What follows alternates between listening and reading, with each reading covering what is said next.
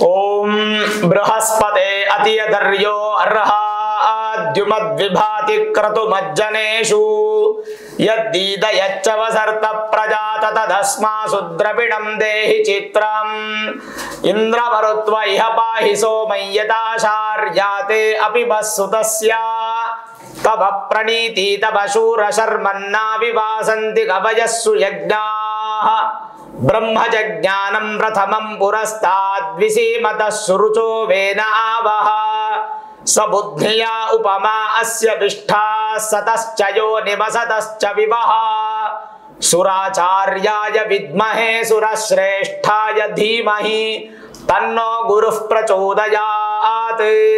श्री गुरुभ्यो नमः। हरि ओम।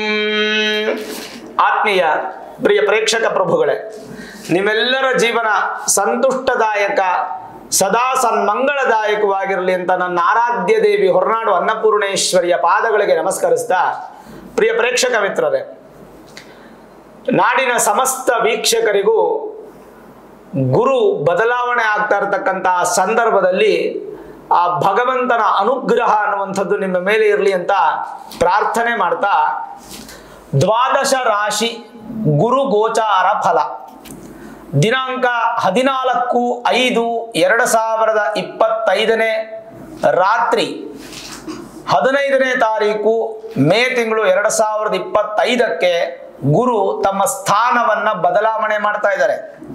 ಎಲ್ಲಿಂದ? ವೃಷಭ ರಾಶಿಯಲ್ಲಿ ಇದ್ದಂತಹ ಗುರು ಮಿಥುನ ರಾಶಿಗೆ ತಮ್ಮ ಪ್ರಯಾಣವನ್ನ ಬೆಳೆಸಿ ಮಿಥುನ ರಾಶಿಯಲ್ಲಿ 1 ವರ್ಷ ಕಾಲ ಅಲ್ಲೇ ಸ್ಥಿತವಾಗಿ ಕೂತ್ಕೊಂಡಿರ್ತಾರೆ. ಹಾಗಾಗಿ ಮಿಥುನ ರಾಶಿಯಲ್ಲಿ ಇರುವಂತಹ ಗುರು ಯಾವ ಯಾವ ರಾಶಿಗೆ ಶುಭ ಫಲ, ಯಾವ ರಾಶಿಗೆ ಸಾಧಾರಣ ಫಲ, ಗುರುವಿಂದ ಅಶುಭ ಫಲ ಇಲ್ಲ. ಅಶುಭ ಅನ್ನುವಂತಹದ್ದು ಗುರುವಿನಿಂದ ಖಂಡಿತ ಸಾಧ್ಯ ಇಲ್ಲ. ಸಾಧಾರಣ ಫಲ ಅಂತ ಹೇಳ್ತೀವಿ.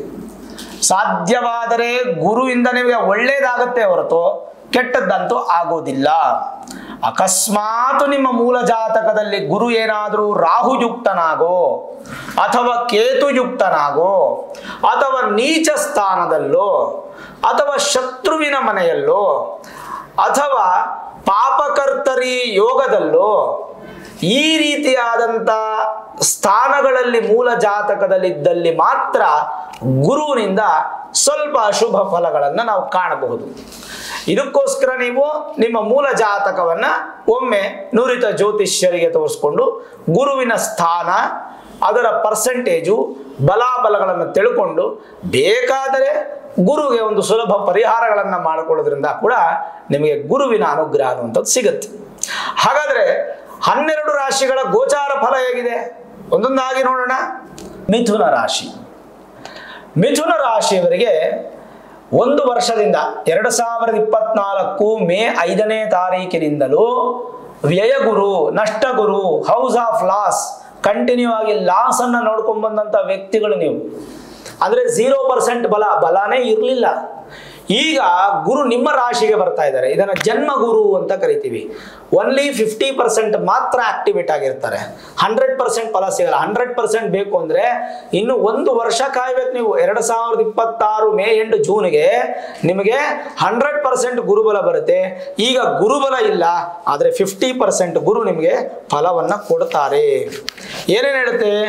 ದೇಹಸ್ಯ ಸೌಷ್ಠವಂ ಸ್ವಾಸ್ಥ್ಯಂ ಸ್ಥಿತಿಶ್ರೇಯೋ ಯಶಸ್ಸುಖಂ ಜಯೋ ವಪುಶ್ಚ ತತ್ಸರ್ವಂ ಚಿಂತನೀಯಂ ವಿರಾಶಿತಃ. ರಾಶಿಯಲ್ಲಿ ಗುರು ಇದ್ದಾರೆ. ಹಾಗಾದ್ರೆ ಏನ್ ಫಲ ಸಿಗುತ್ತೆ ಮಿಥುನ ರಾಶಿಯವರಿಗೆ? ಆ ಫಲವನ್ನ ನೋಡೋದಕ್ಕೂ ಮುಂಚೆ ವಿಶೇಷವಾಗಿ ಏನೂ ಸಿಗದೆ ಇರತಕ್ಕಂಥದ್ದು ಸಂದರ್ಭದಲ್ಲಿ ಏನೋ ಒಂದು ಸಿಗೋದು ಒಂದು ವಿಶೇಷ ಅಲ್ವಾ? Something is better than nothing ಅಂತ ಹೇಳ್ತಿರಲ್ಲ, ಹಾಗೆ ಏನೋ ಹೊಟ್ಟೆ ಹಸುಕೊಂಡಿರೋ ಬದಲು ಅರ್ಧ ಹೊಟ್ಟೆ ಊಟ ಮಾಡೋದು ಎಷ್ಟು ಸಂತೋಷ ಆಗತ್ತಲ್ವಾ? ಅಂಥ ಸಂದರ್ಭಕ್ಕೆ ಗುರು ಬರ್ತಾ ಇದ್ದಾರೆ. ಇನ್ನು 1 ವರ್ಷಗಳ ಕಾಲ ಗುರು ಚೆನ್ನಾಗಿರ್ತಾರೆ. ಏನ್ ಹೇಳುತ್ತೆ, ರಾಶಿಯಲ್ಲಿ ಗುರು ಇದ್ದಾಗ ಶೋಭವಾನ್ ಸುಕೃತಿ ಎಂಬಂತೆ ನ್ಯಾಯ ಧರ್ಮ ಸತ್ಯದಲ್ಲಿ ಬಹಳಷ್ಟು ನಿಷ್ಣಾತರಾಗ್ತೀರ ನೀವು. ಜೊತೆಗೆ ನಿಮ್ಮ ಕಣ್ಣಿನ ಸಮಸ್ಯೆಗಳು, ಕೂದಲಿನ ಸಮಸ್ಯೆಗಳು, ಕಫ ಪ್ರಕೃತಿಯ ಸಮಸ್ಯೆಗಳೆಲ್ಲ ದೂರವಾಗಿ ಆರೋಗ್ಯವಂತರಾಗ್ತೀರಾ. ಯಾರ್ಯಾರು ನ್ಯಾಯವಾದಿಗಳಾಗಿರ್ತೀರಾ, ಧಾರ್ಮಿಕ ಮುಖಂಡರಾಗಿರ್ತೀರಾ, ಅವರೆಲ್ಲರೂ ಒಳ್ಳೆ ಹೆಸರು. ಪಂಡಿತರಾಗುವಂಥ ಯೋಗ. ಪಂಡಿತರು ಅಂದ್ರೆ ಹಿಂದಿನ ಕಾಲದಲ್ಲಿ ಪಂಡಿತರು ಅಂತಿದ್ರು. ಈ ಕಾಲದಲ್ಲಿ ನೀವು ತಗೊಳ್ಳೋಂಥ ಸ್ಕಾಲರ್ಸೇ PhD ಪೋಸ್ಟ್ ಗ್ರಾಜ್ಯುಯೇಷನ್, ಇದೇ ಪಂಡಿತ ಒಂದು ಸಂದರ್ಭ. ಮತ್ತೆ ಸ್ವಲ್ಪ ಈ ಕೊಬ್ಬು ತೊಂದರೆಗಳು, ಅಂದ್ರೆ ಕೊಬ್ಬು ಅಂದ್ರೆ ಕೊಲೆಸ್ಟ್ರಾಲ್ ಇಶ್ಯೂಸ್ ಜಾಸ್ತಿ ಆಗುತ್ತೆ. ಜನ್ಮಗುರು ಇದ್ದಾಗ ಸ್ವಲ್ಪ ಕೊಲೆಸ್ಟ್ರಾಲ್ ಇಶ್ಯೂಸ್ ಆಗುತ್ತೆ. ಜಾಸ್ತಿ ಕೊಲೆಸ್ಟ್ರಾಲ್ ಆಗಿ ಟ್ರೈಗ್ಲಿಸರೈಡ್ಸ್ ಎಲ್ಲ ಜಾಸ್ತಿ ಆದ್ರೆ ಹಾರ್ಟ್ ಇಶ್ಯೂಸ್ ಆಗೋದು, ಈ ಥರದ್ದೆಲ್ಲ ಆಗುವುದಲ್ವಾ. ಹಾಗಾಗಿ ಸ್ವಲ್ಪ ಮಟ್ಟಿಗೆ ನಿಮ್ಮ ಆರೋಗ್ಯದ ಕಡೆ ಗಮನ ಕೊಡಬೇಕು. ಮತ್ತೆ ಸಿಹಿ ಮೂತ್ರ ರೋಗದ ಕಾರಕತ್ವವು ಸ್ವಲ್ಪ ಮಟ್ಟಿಗೆ ನಿಮಗೆ ಬರುವ ಸಾಧ್ಯತೆ. ಗುರು ನಿಮ್ಮ ರಾಶಿಲಿದ್ದಾಗ ಸಿಹಿ ಮೂತ್ರ ಸಮಸ್ಯೆ ಅಂದ್ರೆ ಡಯಾಬಿಟಿಕ್ ಇಶ್ಯೂಸ್ ಆಗುವಂಥ ಸಮಸ್ಯೆ, ಡಯಾಬಿಟಿಕ್ ಇದ್ರೆ ಇನ್ನಷ್ಟು ಜಾಸ್ತಿ ಆಗುವಂಥ ಸಮಸ್ಯೆ, ಸ್ವಲ್ಪ ಅದನ್ನ ಬ್ಯಾಲೆನ್ಸ್ ಮಾಡಬೇಕು. ಮತ್ತೆ ಗುರು ಏನಾದರೂ ನಿಮ್ಮ ಮೂಲ ಜಾತಕದಲ್ಲಿ ಬಲಿಷ್ಠನಾಗಿದ್ದರೆ ಒಳ್ಳೆ ಆರೋಗ್ಯ ಆಯುಷನ್ನು ಕೊಟ್ಟು ವಿಶೇಷವಾದಂಥ ಅಭಿವೃದ್ಧಿಯನ್ನು ಕೊಟ್ಟು ಅತಿ ಶುಭಕಾರಕನಾಗ್ತಾನೆ. ಇನ್ನು ಅನಿಷ್ಟ ಫಲಗಳು, ರಾಹುಯುಕ್ತನೇನಾಗಿದ್ದರೆ ಗುರು ಅನಿಷ್ಟ ಫಲ ಇರುತ್ತೆ. ಹಾಗಾಗಿ ಮಿಥುನ ರಾಶಿಯವರು ನೆಗ್ಲಿಜೆನ್ಸಿ ಮಾಡದೆ ಈ ಒಂದು 15ನೇ ತಾರೀಕು ಮೇ ತಿಂಗಳು 2025 ಗುರು ಸ್ಥಾನ ಬದಲಾವಣೆ ಆಗುವಂಥ ಸಂದರ್ಭದಲ್ಲಿ ನೀವು ವಿಶೇಷವಾಗಿ ಎಲ್ಲಾದರೂ ಗುರು ಶಾಂತಿ ಮಾಡ್ತಾ ಇರ್ತಾರೆ, ಅಲ್ಲಿ ಪಾಲ್ಗೊಂಡು ಗುರು ಅನುಗ್ರಹಕ್ಕೆ ಪಾತ್ರರಾಗಬೇಕು. ಹಾಗೆ ಸಾಧ್ಯವಾದಷ್ಟು ಗುರುವಿನ ಸ್ಥಾನಕ್ಕೆ ಹೋಗಿ ಪ್ರತ್ಯಕ್ಷ ಅಥವಾ ಪರೋಕ್ಷ ಗುರುಗಳ ಆಶೀರ್ವಾದವನ್ನು ಪಡ್ಕೊಳ್ಳೋದು ಮಾತ್ರ ಮರೆಯಕ್ಕೆ ಹೋಗ್ಬೇಡಿ. ಈ ವಿಡಿಯೋ ಇಷ್ಟ ಆಗಿದ್ರೆ ಲೈಕ್ ಮಾಡಿ, ಶೇರ್ ಮಾಡಿ, ಮುಖ್ಯವಾಗಿ ನಮ್ಮ ಚಾನಲ್ಗೆ ಸಬ್ಸ್ಕ್ರೈಬ್ ಮಾಡಿ, ಬೆಲ್ ಐಕಾನ್ ಅನ್ನು ಪ್ರೆಸ್ ಮಾಡಿ. ಪ್ರತಿನಿತ್ಯ ನಾನು ಪೂಜೆ ಮಾಡುವಂತಹ ನನ್ನ ಆರಾಧ್ಯ ದೇವಿ ಹೊರನಾಡು ಅನ್ನಪೂರ್ಣೇಶ್ವರಿ ಆಶೀರ್ವಾದ ಅನುಗ್ರಹ ಸದಾಕಾಲ ಮತ್ತೊಮ್ಮೆ ನಿಮ್ಗೆ ಸಿಗಲಿ ಅಂತ ಪ್ರಾರ್ಥನೆ ಮಾಡ್ತಾ, ಸರ್ವೇ ಜನಾಃ ಸುಖಿನೋ ಭವಂತು, ಸಮಸ್ತ ಸನ್ಮಂಗಳ ನಿಭವಂತು.